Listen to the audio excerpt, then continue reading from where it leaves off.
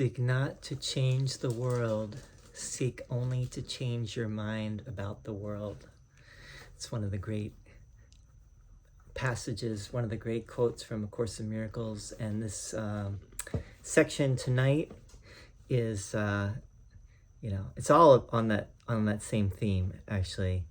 The world outside of us does not need to be changed. It's only our own vision that needs to be in accord or in alignment with that of the Holy Spirit. And this section is section 5. It's called Healing and the Changelessness of Mind. And it's from chapter 7, The Gifts of the Kingdom. Here we go. The body is nothing more than a framework for developing abilities, which is quite apart from what they are used for.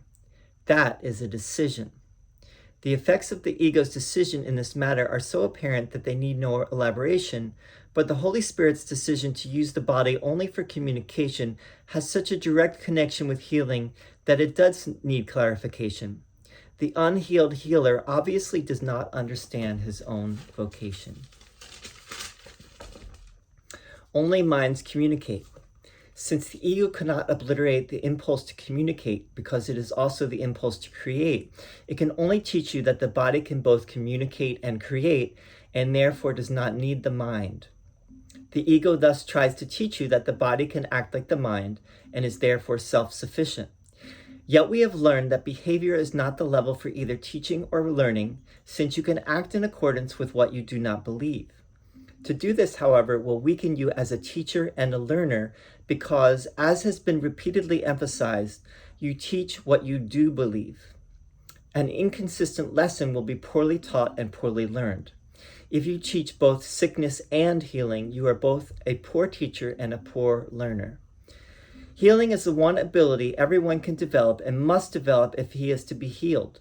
Healing is the Holy Spirit's form of communication in this world and the only one he accepts. He recognizes no other because he does not accept the ego's confusion of mind and body. Minds can communicate, but they cannot hurt. The body in the service of the ego can hurt other bodies, but this cannot occur unless the body has already been confused with the mind. This situation, too, can be used either for healing or for magic, but you must remember that magic always involves the belief that healing is harmful.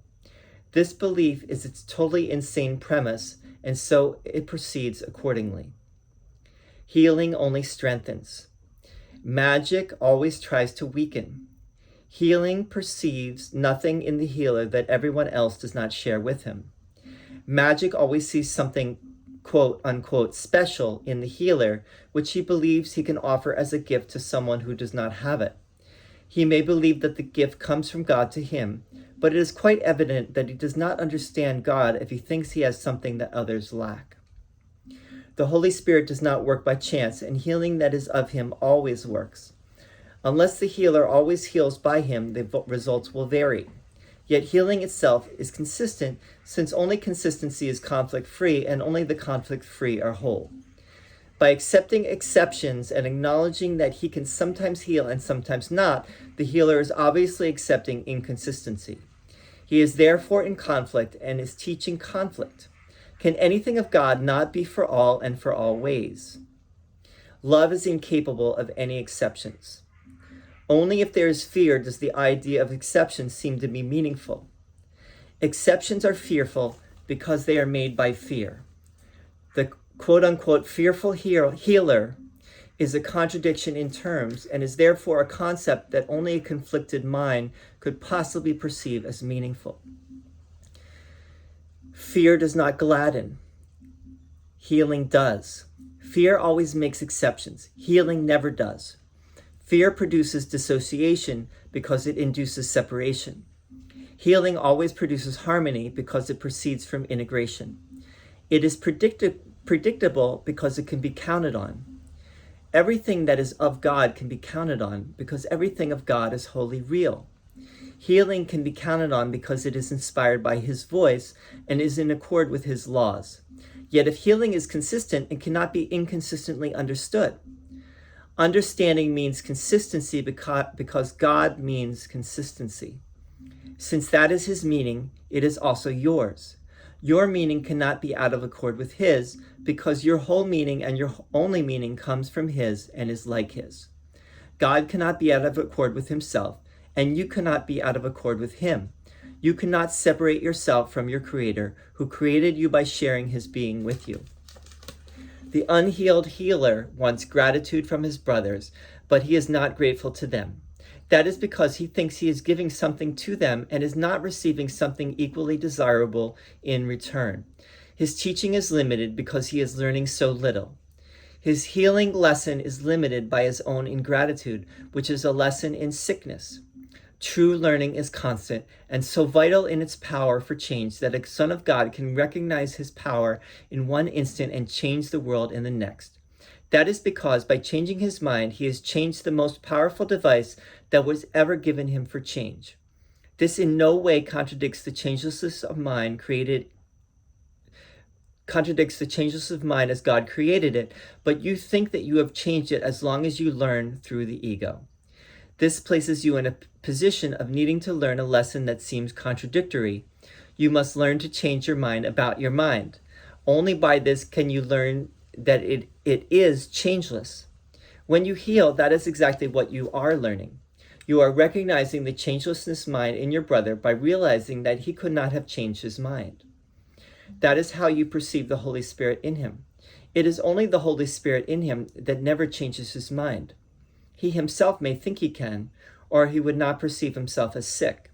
He therefore does not know what his self is. If you see only the changeless in him, you have not really changed him. By changing your mind about his for him, you help him undo the change his ego thinks it has made in him. As you can hear two voices, so you can see in two ways. One way shows you an image, or an idol that you may worship out of fear but will never love. The other shows you only truth, which you will love because you will understand it. Understanding is appreciation because what you understand you can identify with, and by making it part of you, you have accepted it with love. That is how God himself created you, in understanding, in appreciation, and in love. The ego is totally unable to understand this because it does not understand what it makes, does not appreciate it, and does not love it. It incorporates to take away. It literally believes that every time it deprives someone of something, it has increased. I have spoken often of the increase of the kingdom by your creations, which can only be created as you were. The whole glory and perfect joy that is the kingdom lies in you to give. Do you not want to give it? You cannot forget the Father because I am with you, and I cannot forget him. To forget me is to forget yourself and him who created you. Our brothers are forgetful. That is why they need your remembrance of me and of him who created me. Through this remembrance, you can change their minds about themselves as I can change yours. Your mind is so powerful a light that you can look into theirs and enlighten them, as I can enlighten yours. I do not want to share my body in communion because this is to share nothing. What I try to share an illusion with the most holy children of a most holy Father. Yet I do want to share my mind with you because we are of one mind, and that mind is ours. See only this mind everywhere because only this is everywhere and in everything. It is everything because it encompasses all things within itself. Blessed are you who perceive only this because you perceive only what is true. Come therefore unto me and learn of the truth in you. The mind we share is shared by all our brothers, and as we see them truly, they will be healed. Let your mind shine with mine upon their minds, and by our gratitude to them, make them aware of the light in them. This light will shine back upon you and on the whole sonship, because this is your proper gift to God. He will accept it and give it to the sonship, because it is acceptable to him and therefore to his sons. This is true communion with the Holy Spirit, who sees the altar of God in everyone, and by bringing it to your appreciation, he calls upon you to love God and his creation. You can appreciate the sonship only as one. This is part of the law of creation and therefore governs all thought. Okay. Healing as the changelessness of mind. Okay. Jesus is saying we are of one mind. We are all of one mind. We are all the sonship. every single one of us, every single solitary, you know, every single person who thinks that they're solitary and alone and separate is an integral part of the sonship. And we all share the same mind, and we all want the same thing. We all have the same interest, the same interest, which is finding our true self and knowing who we truly are, what we truly are. And Jesus keeps reminding us that we are no different than God. We are one with God. Our mind is one with God. God is only love, and we are only love. And as long as we are teaching something other than that, we are denying God on and our own divinity by doing that. And Jesus speaks of the unhealed healer. I'm not sure if the Course was the one that, Jesus in the Course came up with this, because you hear about the unhealed healer a lot. But there are many. Jesus also says at one point there are many unhealed healers. There are many who heal but are not healed themselves. It's called It's actually called the wounded healer, and I believe that Jesus uses that term as well, wounded healer, meaning that one thing that Jesus wants to say here is that as long as we think that we're healing or offering something to anyone and not receiving something equal in return, we're incorrect about that. And that goes for anything that we do. For example, a musician. Okay, musician is playing their music, and the audience is giving them love and appreciation. Now, if the musician in any way feels that they are, it's not that anything other than love that they're sharing with the audience, because that's really ultimately what it comes down to, they are mistaken. And if they take, egotistically, let's say, take credit or take, or see them somehow above the audience, they're wrong, and think that they're not receiving as much from the audience as the audience is from them, they are wrong. That goes for anything. A doctor, giving some kind of healing to a patient, in sharing the love with the patient, so to speak, the healing love, even if it's like whatever it is, the healing the heart, doing some kind of heart surgery or whatever it is, what they're doing, Jesus is saying, is beyond the form of it. The form is what the doctor is doing, which is the heart surgery, but the content is sharing love and sharing the love of God with the patient. And in doing that, the doctor is receiving as much in being in that love and appreciation with the patient. They are receiving as much as the patient is, and to not think that they are is the unhealed healer. That is the unhealed healer. So Jesus wants to remind us that when we give, we receive. The ego thinks that when it gives, it loses something, or that it arrogates itself above others. Like, I'm giving, but I'm not receiving, from the other. I'm, and this is so hard for me, and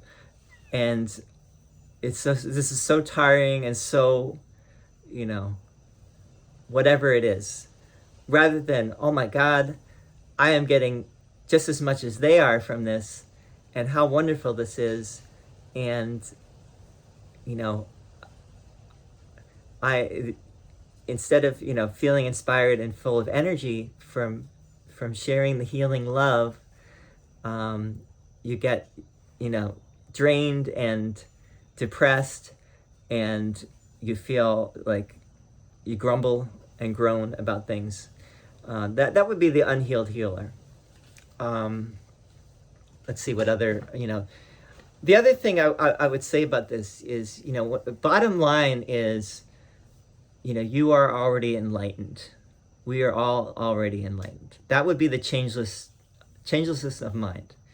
Our mind is still one with God. We are still one with God. We have never changed. God has never changed. We have never changed. It is still there. The ego has tried to trick us, delude us, etc., into thinking that we are what we're not. And in doing that, Jesus is saying, yeah, we might need to undo the ego. So we might need to change our mind, but that's only in the sense of undoing the ego. But the reality is that our mind is still one with God and one with each other. And to think that we are actually changing anyone in helping them, we're wrong about that. They are already whole and perfect. We are just helping them to remind them that they are. And we're not doing anything. We're really not doing anything. We're only, helping to remind them, just as we need to be reminded. And by reminding them, we are reminding ourselves, and that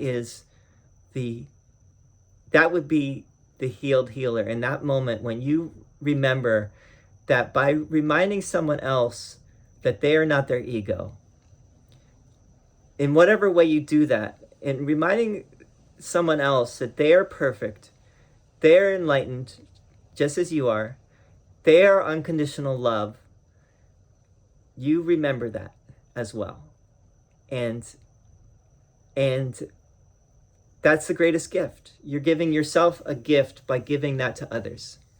And you are that much closer to the full realization of what you are. I hope this helped. I think I'm pretty much done from saying all that. I'll just say one more thing, which I think is very important, and I've said this before, but let's bring it up again, which is that how we see others. When we see anyone as less than what they really are, and we give them that feeling that they're not so great, or they're not, we judge them on whatever level that we judge them, and they feel that they in some sense they become that when they're around you, when you do that to them. And what happens is, when they become that, you become that as well, because you are judging them. And so you have made yourself, by not taking the high road, so to speak, the highway, you have lowered your own sense of worth, which is infinite, but you've brought yourself down. And so the best that we can always do is see each other, or do our best at least, to see each other as the Holy Spirit, as Jesus and the Holy Spirit sees us, which is perfect, which is whole, which is no problemo whatsoever. So thank you for listening. Hope it helped. Would love to hear any comments or anything else. And